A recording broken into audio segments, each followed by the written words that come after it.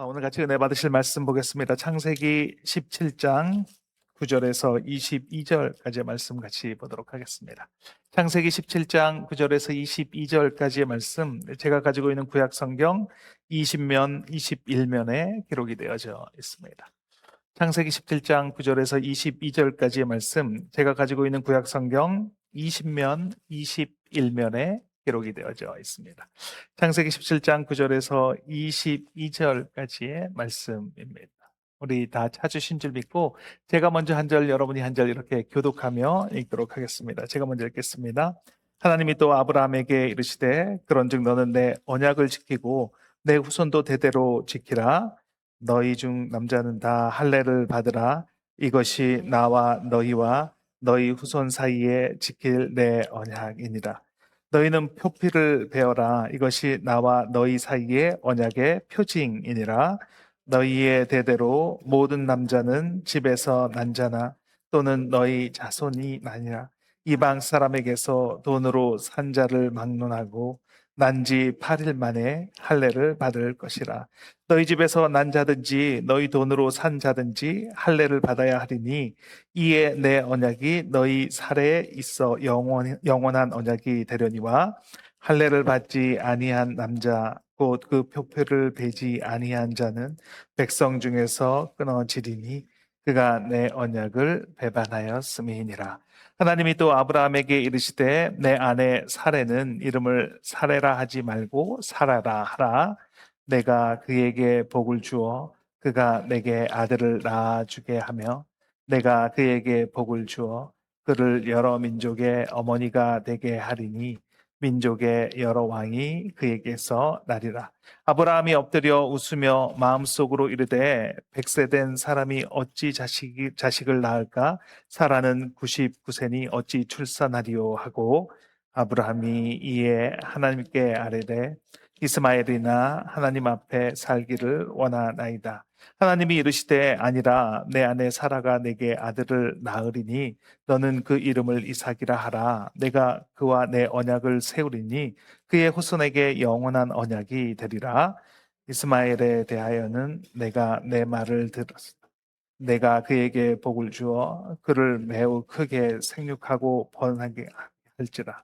그가 12두령을 낳으리니 내가 그를 큰 나라가 되게 하려니와 내 언약은 내가 내년 이 시기에 사라와 내게 낳을 이삭과 세우리라.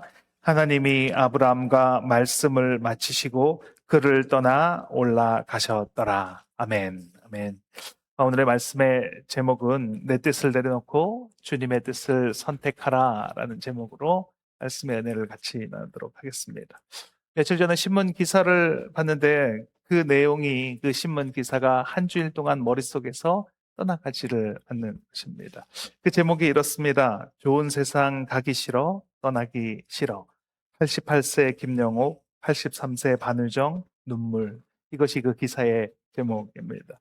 사실 저는 이분들이 누군지 잘 모릅니다. 그런데 기사를 읽어보니 이분들은 연세가 있으신 원로 여배우들입니다. 그분들이 제주도에서 노을을 바라보면서 이야기를 나누다가 눈물을 흘리시면서 이렇게 이야기를 나눴다라고 기사에 나왔습니다. 반효정이라는 분이 노을을 보면서 감동스러워서 황혼이 지고 있는 걸 보고 있는 거다라고 말을 했습니다. 그랬더니 김영옥이라는 분이 이렇게 빨리 가는구나라고 말을 받아쳤습니다. 그렇게 같이 울기 시작했습니다. 반효정 배우는 이렇게 말을 합니다. 좋은 세상 가기 싫어서 그러지 떠나기 싫어서 욕심이 생겨서 이렇게 말을 합니다. 왜 이분들에게는 이런 마음이 들었을까요? 누구나 다 가지고 있는 마음이 아닌가라는 생각을 합니다. 누구나 죽음을 두려워하고 죽기가 싫습니다. 일본의 호스피스 전문가 오츠 슈이치는 이런 책을 썼습니다. 죽을 때 후회하는 25가지라는 책을 썼습니다. 그 책의 내용에 보면 죽기 전에 후회하는 것을 요약을 하면 이렇게 된다라는 것입니다. 진짜 하고 싶은 일을 했더라면, 가고 싶은 곳으로 여행을 갔더라면, 맛있는 음식을 많이 맛보았다면 이것을 아쉬워한다라는 것입니다. 그런데 생각해 보면 정말로 하고 싶은 일을 다 했더라면 후회가 없었을까요? 먹고 싶은 것, 가고 싶은 곳을 다 가보고 살았다면 그러면 죽으면서 아, 참 행복했다. 이제 죽어도 되겠다. 이렇게 생각할 수가 있는 것일까요? 아마 그렇게는 안 될 것입니다. 해보고 싶은 것 다 해보고 먹고 싶은 것, 가고 싶은 것 다 가보았다고 하더라도 좋은 세상을 떠나기 싫다라고 그렇게 말하지 않겠습니까? 왜 인간은 떠나는 것을 두려워할까요?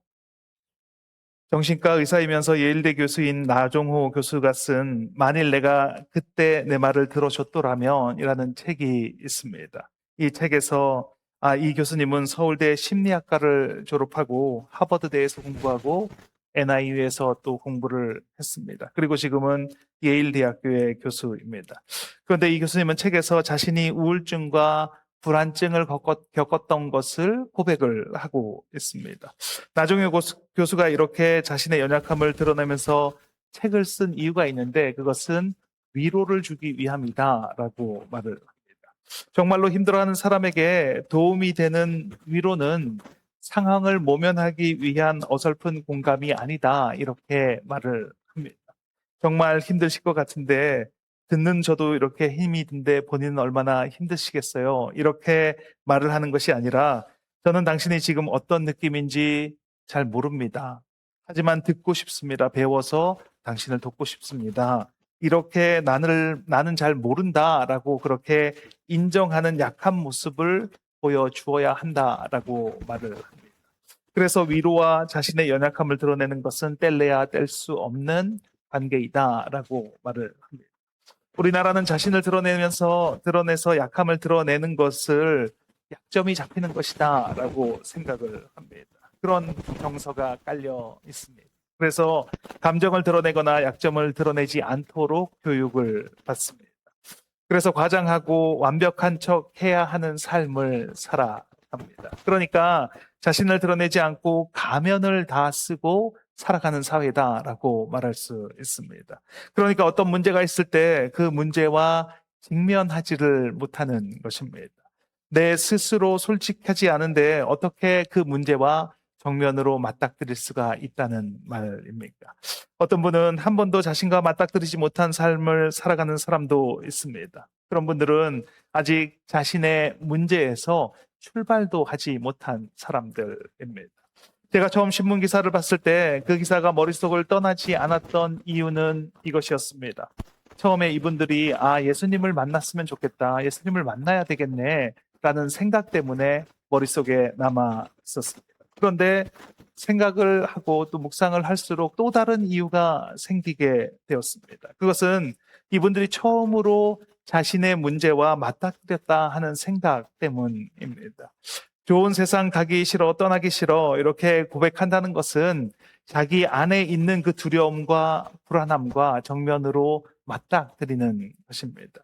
죽음은 두렵지만, 불안하지만, 한 번도 꺼내놓지 않았던, 그래서 한 번도 꺼내놓지 않았던 그 두려움과 불안함과 이제 맞닥뜨리는 것입니다. 아무렇지 않은 척하고 살았던 삶에서 이제 처음으로 그 실체와 맞닥뜨렸다는 것입니다. 그렇게 준비가 시작이 되는 것입니다.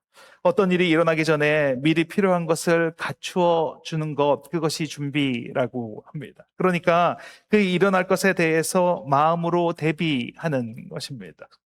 오늘 본문 17장 1절에 보면 이런 말씀이 나옵니다. 창세기 17장 1절입니다. 같이 읽겠습니다. 아브라함이 99세 때에 여호와께서 아브라함에게 나타나서 하나님께서 직접 나타나셔서 아브라함에게 이야기했다라고 말씀을 합니다. 그런데 이렇게 하나님과 함께 이야기를 나눈 것이 아브라함은 처음이 아닙니다. 창세기 15장 1절 말씀입니다. 같이 읽겠습니다. 이후에 여호와의 말씀이 환상 중에 아브라함에게 임하여 이르시되, 창세기 13장 14절 말씀입니다. 같이 읽겠습니다. 롯이 아브라함을 떠나는 후에 여호와께서 아브라함에게 이르시되, 이뿐만이 아닙니다. 창세기 11장 12장 1절, 12장 17절, 창세기 15장 13절에도 하나님이 나타나셔서 아브라함에게 직접 말씀하셨다라고 말씀합니다. 그런데 그렇게 여러 번 하나님을 만난 아브라함이 참 준비가 안 돼 있다라는 그런 생각이 듭니다. 여전히 이삭을 출산하게 될 것이라는 것을 믿지 않고 있습니다. 그래서 여전히 이스마엘이나 하나님 앞에 있기를, 하나님 앞에 살기를 원합니다라고 그렇게 말을 합니다. 그런데 또 한편으로는 하나님께서 하시라고 명령하신, 그 하라고 명령하신 것에 대해서는 다 이행하는 것을 보게 됩니다. 이름을 바꾸라고 하니까 자신의 이름을 아브라함으로 바꿉니다. 남자들에게 할례를 하라고 하니까 모두 다 할례를 행합니다. 그러면서 여전히 이스마엘은 내 상속자입니다. 이스마엘이나 하나님 앞에 있기를 원합니다. 이렇게 말을 합니다. 준비가 된다는 것은 어쩌면 불가능한 줄 알지만 마음으로 아직 믿어지지 않지만 그렇지만 그 말씀에 순종하는 것입니다. 말씀을 붙잡는 것입니다. 미래와 희망을 붙잡는 것, 그것이 순종하는 것입니다. 죽는다는 것이 믿어지지 않는 일입니다. 하지만 우리는 다 알고 있습니다. 우리는 언젠가는 다 죽게 된다는 것을 알고 있습니다. 그래서 준비해야 한다라는 것입니다. 반여정 배우가 이렇게 말하면서 그 기사가 마무리가 됩니다. 우리 나이 때에 이런 생각은 자연스럽게 하는 거다. 나는 행복하게 갔으면 좋겠다라고 마무리를 합니다. 믿어지지 않지만 그렇지만 그렇게 될 것을 알기에 미래와 행복을 붙잡는 것, 그것이 준비가 되는 것입니다. 아브라함이 답답해 보입니다. 아니 그렇게 여러 번 하나님께서 말씀하시면 그러면 좀 준비가 되어야 하는 거 아닌가라고 생각할 수 있습니다. 아브라함은 지금 그 시점에서는 준비가 되어 있는 것입니다. 그런데 아브라함은 준비가 되어 있습니다. 믿어지지 않지만 준비가 되어 있습니다. 그래서 그 다음 해에 아들 이삭이 태어나는 것을 우리가 볼 수가 있습니다. 오늘은 준비가 된다는 것에 대해서 말씀을 나누기를 원합니다. 준비하시는 하나님이 그 하나님의 준비가 다 이루어 주시지만 그렇지만 나의 입장에서는 아직 준비가 되어 있지 않은 것 같습니다. 그래서 아무 일도 일어나지가 않습니다. 그럼 내가 준비된다는 것은 무엇을 말하는 것일까요? 그것을 통해 같이 은혜를 나누길 원합니다. 말씀을 통해서 준비되어지는 은혜를 누리시는 저와 여러분이 되시길 예수님의 이름으로 축원드립니다. 첫째, 내려놓는 것이 준비입니다. 같이 한번 읽겠습니다. 내려놓는 것이 준비입니다. 엘리자베스 키블러-로스가 쓴 인생 수업이라는 책이 있습니다. 그 책에 어떤 40대 초반의 여성이 한 경험을 말씀드리겠습니다. 어느 금요일 오후 나는 혼자서 차를 몰고 시내 외곽 쪽으로 달리고 있었습니다. 고속도로 중간쯤 갔을 때 앞서 달리던 차들이 갑자기 멈춰 섰습니다. 나도 차를 정지한 뒤 백밀러를 쳐다보았습니다. 그런데 내 뒤를 따라오던 차 한 대가 전혀 정지할 기미를 보이지 않고 그대로 달려오고 있는 것입니다.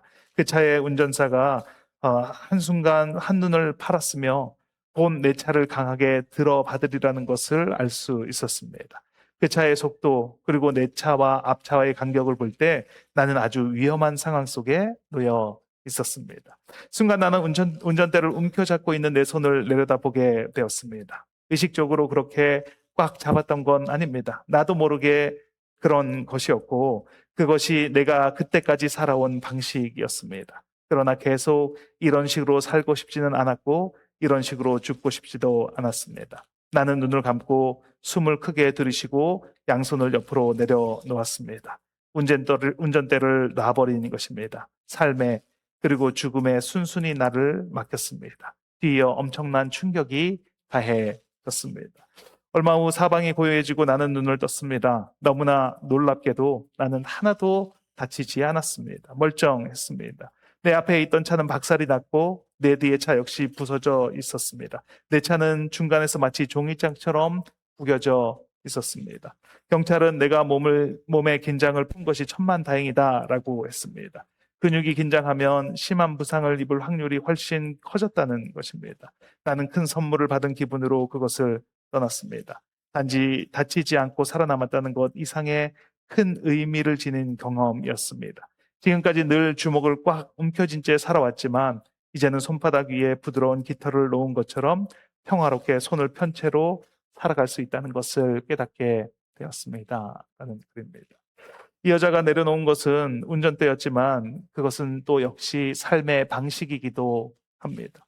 그리고 죽음이라는 것에 나 자신을 맡겼는데 그것이 나를 살게 해 주었다는 것을 알게 되었습니다. 이 여자가 그렇게 손을 놓으면서 살 수 있다는 것이 믿어졌을까요? 그렇지는 않습니다. 손을 놓으면서 아, 이제 죽는구나. 이렇게 생각을 했을 것입니다. 죽는 순간까지 무언가를 꽉 쥐고 싶지는 않다라고 그렇게 생각하며 손을 놓았습니다. 그런데 그렇게 내려놓을 때 오히려 더 살게 되었습니다. 아브라함이 하나님께서 말씀하시는데 웃습니다. 창세기 17장 17절 말씀입니다. 같이 읽겠습니다. 아브라함이 엎드려 웃으며 마음속으로 이르되 100세 된 사람이 어찌 자식을 낳을까? 사라는 90세니 어찌 출산하리요? 하고 이렇게 말을 합니다. 100세 된 사람이 어찌 자식을 낳을까? 사라는 99세니 어찌 출산을 할 수 있을까라고 말을 합니다. 말은 부정적인데 그 말 뜻은 안 된다고 말을 하고 있는데 그런데 그 속에는 모든 것을 포기했다라는 그런 뉘앙스가 포함이 되어 있습니다. 그리고 그 이어서 이렇게 말을 합니다. 이스마엘이나 하나님 앞에 살기를 원하나이다라고 그렇게 말을 합니다. 아브라함은 속마음은 이삭을 낳기를 원하고 있습니다. 정말 간절히 이삭이 태어나기를 기다리고 있습니다. 왜 그렇지 않겠습니까? 그것을 위해서 이 먼 곳까지 오게 되었습니다. 말씀만 믿고 이 먼 타국까지 왔습니다. 그런데 아무리 생각을 해도 그것이 불가능한 것입니다. 나는 거의 100살이 되었고 내 아내는 90살이 되었는데 그런데 어떻게 그럴 수가 있냐라는 것입니다.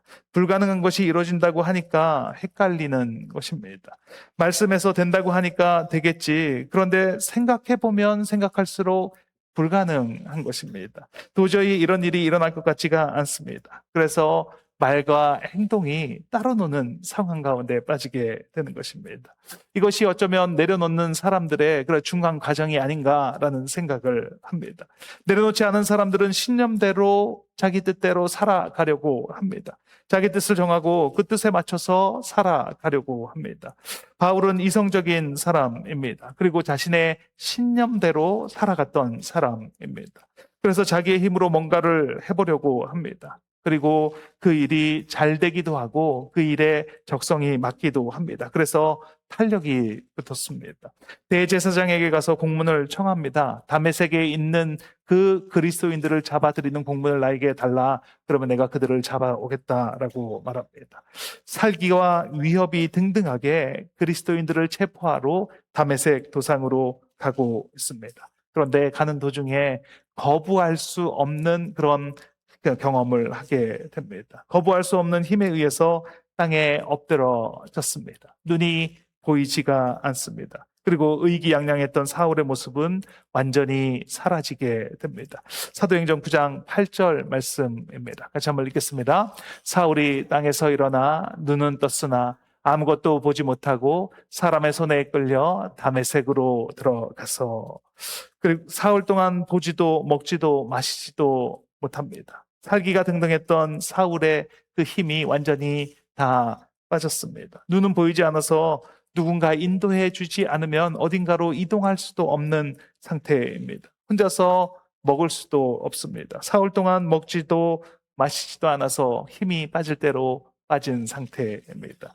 이 일이 있고 난 후에 사도 바울은 완전히 다른 사람이 되었습니다. 다른 삶을 살아갑니다. 그렇게 변화된 사도 바울이 아브라함에 대해서 설명할 때 이렇게 설명을 합니다. 로마서 4장 19절 말씀입니다. 같이 읽겠습니다.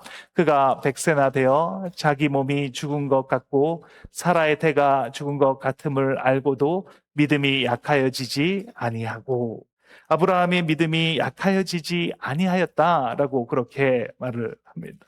하나님의 말씀에 웃었고 그게 어떻게 가능하냐고 했던 아브라함. 그리고 그 아브라함에게 믿음이 약하여지지 않았다라고 그렇게 말을 합니다. 왜 그렇습니까? 왜 사도 바울은 그렇게 말을 하는 것입니까? 그게 내려놓는 과정이기 때문입니다. 믿어지지 않아서 말은 그렇게 하지만 실제로는 정말 그렇게 되기를 바라고 있습니다. 그래서 그 안에 처절하게 몸부림치고 있는 아브라함을 보게 되었습니다. 그래서 내려놔지지 않습니다. 그렇지만 누구보다 더 내려놓고 싶습니다. 이런 아브라함이 100세의 아들 이삭을 낳았습니다. 이삭이야말로 정말 소중한 아들 아니겠습니까? 눈에 넣어도 아프지 않을 만큼 그렇게 귀중한 아들입니다. 그래서 아들 이삭에게 집착하는 아브라함을 보게 됩니다. 그래서 내려놓는 연습을 통해서 이삭을 낳았지만 정작 이삭이 태어났더니 다시 또 이삭에게 집착하는 아브라함을 보게 됩니다. 그래서 하나님은 이런 아브라함의 집착을 깨뜨리고자 그의 아들을 번제로 드리라라고 말씀을 합니다. 그때 아브라함이 깨달았습니다. 아, 내가 또다시 이삭에게 집착을 하고 있구나. 그래서 하나님께서 이삭을 번제로 바치라고 하시는구나. 그리고 아브라함은 다음날 아침 일찍 되자마자 그 이삭을 데리고 번제를 드리러 출발을 했습니다. 그리고 이삭을 번제로 드릴 양이 어디 있냐라고 물었을 때 이렇게 대답을 합니다. 창세기 22장 8절 말씀입니다. 같이 읽겠습니다. 아브라함이 이르되 내 아들은 번제할 어린 양은 하나님이 자기를 위해 친히 준비하시리라 하고, 완벽하게 준비되었다는 것은 어떻게 보면 거짓말일 수 있습니다. 그런데 내려놓는 과정을 준비다라고 말한다면 우리는 그 과정, 준비되는 과정 속으로 들어가야 합니다. 우리는 그 과정 가운데 있어야 한다라는 말입니다. 안 믿어지더라도 내려놓는 것입니다. 엘리에셀을 내려놓고 이스마엘을 내려놓는 것입니다. 그렇게 내려놓을 때 준비되어지는 삶을 살아가게 됩니다. 우리 모두 내려놓음으로 준비하는 삶을 살아가시는 저와 여러분이 되시길 예수님의 이름으로 축원드립니다. 둘째, 선택하는 것이 준비입니다. 같이 한번 읽겠습니다. 선택하는 것이 준비. 여행을 떠날 때 이 준비를 잘 하는 사람이 있고 또 꼼꼼하게 준비를 잘 못하는 사람이 있습니다. 그럼 그 꼼꼼하게 준비를 잘 하는 사람에게 맡겨주는 것이 현명한 것입니다. 그 사람이 준비를 하는 것이 그것을 방해를 하면 안 됩니다. 그 사람이 정말 준비를 잘 할 것이기 때문입니다. 맡기면 준비하는 사람의 그 진가를 볼 수 있게 되는 것입니다. 하나님께서 준비하시는데 내가 무엇을 준비할 수 있겠습니까?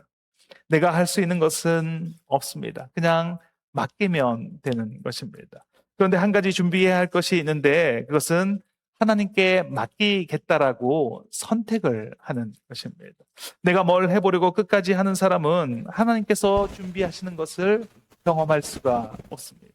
하나님께서 준비하신다는 것을 믿고 맡겨야 준비하시는 하나님을 경험하게 되는 것입니다. 하나님은 준비하시는 하나님입니다. 아브라함과 사라를 위해서 준비하실 뿐만 아니라 저와 여러분을 위해서도 준비하시는 하나님이십니다. 그런데 우리가 그 준비하는 하나님을 믿지 못합니다. 하나님이 혹시 준비하지 않으시면 어떡하지? 이렇게 생각해서 우리가 준비를 하려고 합니다.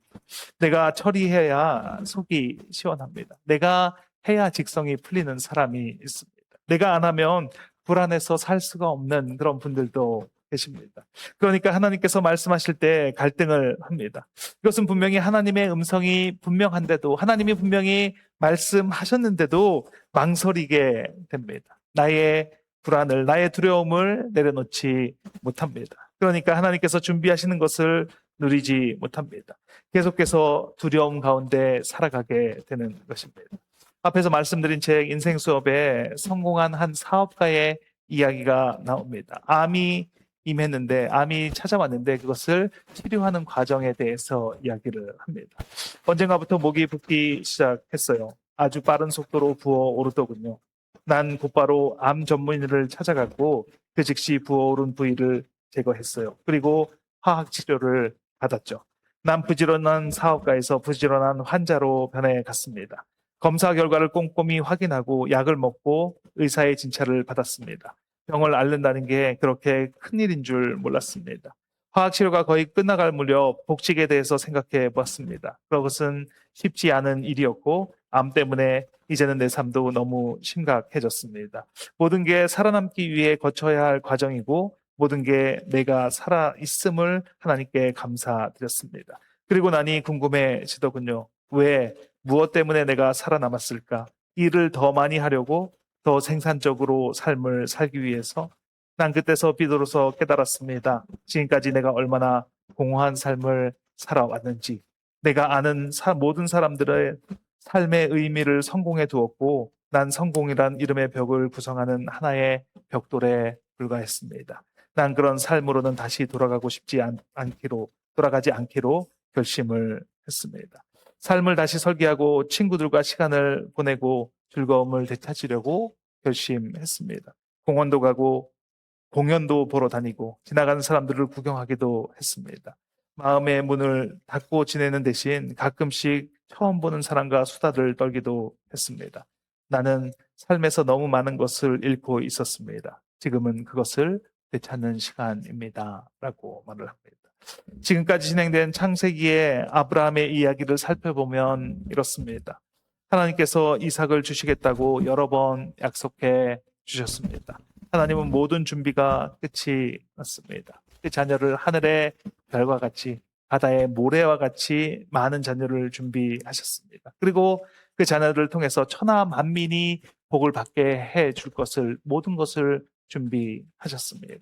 아브라함을 믿음의 조상으로 준비하셨고 열국의 아버지로 준비했습니다. 그리고 그 아브라함을 통해서 모든 민족이 하나님께로 돌아오는 그 엄청난 계획을 다 준비하셨습니다. 하나님께서 말씀하십니다. 창세기 17장 21절 말씀입니다. 같이 읽겠습니다.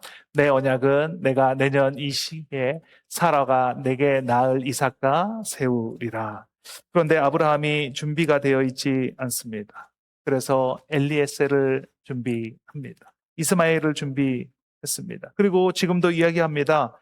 이스마엘이나 하나님 앞에 서기를, 하나님 앞에서 살기를 원합니다라고 말을 합니다. 그런데 하나님은 계속해서 아브라함에게 무언가를 맡기셨습니다. 그것은 선택이라는 것입니다. 하나님께서 준비하심을 믿고 선택할 것인지 아니면 하나님을 믿지 않고 세상의 것을 선택할 것인지 내 힘으로 선택하라라고 계속 맡겨 주십니다. 그것은 그것 하나만 아브라함에게 맡겨 주셨습니다. 그래서 자신의 이름을 바꿀 것인지를 선택하라고 말씀합니다. 자신의 이름뿐만 아니라 자신의 아내 사레의 이름을 바꿀 것인지 선택하라고 말씀하십니다. 할례를 받을 것인지를 선택하라라고 말씀하십니다. 아브라함은 준비하신 하나님을 믿었습니다. 신실하신 하나님, 완전하신 하나님을 믿었습니다. 그래서 선택을 했습니다. 하나님을 선택했습니다. 우리는 어떻습니까? 내 앞에 선택의 순간이 있습니다. 무엇을 선택하든지 그 선택의 열매를 먹게 될 것입니다. 하나님께서는 모든 것을 준비하셨습니다. 그 선택 이후로의 그 모든 삶을 다 준비해 주셨습니다. 앞으로 살아가게 될 그 모든 삶의 준비는 이미 끝이 났습니다. 이제 나의 선택만 남았습니다. 하나님께서 준비해 주실 것을 믿을 것인지 아니면 내 힘으로 살아갈 것인지 하나님의 완전하심을 믿을 것인지 아니면 내 힘으로 준비하면서 살아갈 것인지 그 선택은 우리가 해야 하는 것입니다. 그런데 한 가지 중요한 것은 그 선택에 따라서 준비하시는 하나님을 경험할 수도 있고 경험하지 못하는 삶을 살아갈 수도 있다라는 것입니다. 준비하신 하나님을 믿고 선택을 하면 그 사람에게 하나님은 여호와 이레 준비하시는 하나님이 되시는 것입니다.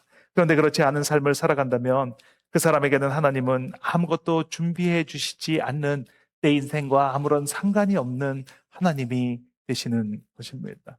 하나님의 관심은 오직 나에게 있습니다. 내가 어떤 선택을 하는지.